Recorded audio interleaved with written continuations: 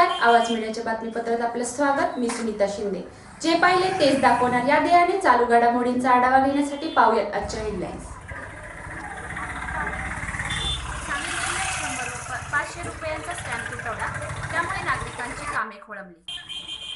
सांगली जिल्ह्यात मुद्रांक अधिकारी यांनी स्टॅम्प विक्रेत्यांना जाचक अटी लावल्यामुळे स्टॅम्प नागरिकांना मिळत नसल्याने त्यांची सर्व शासकीय कामे खोळंबली असून त्यांनी कोल्हापूर जिल्ह्यातून स्टॅम्प खरेदी करावा. अधिकारी यांनी स्टॅम्प विक्रेत्यांचे लायसन्स नूतनीकरण करून देऊन नागरिकांची हेळसांड थांबवावी, अशी मागणी मुद्रांक विक्रेते करत आहेत.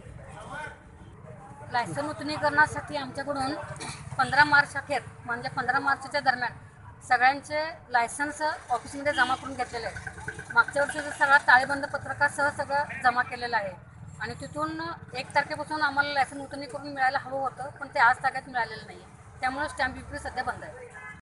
करत असून सध्या सांगली जिल्ह्यामध्ये स्टॅम्प रिन्यू झालेलं नाही आहे अजूनही, पण व्यवसाय कर भरा मग स्टॅम्प रिन्यू करून देतो असं सांगितलं गेल्यामुळं आणि महाराष्ट्रात अन्य ठिकाणी कुठेही हा व्यवसाय करायचा नाही आहे.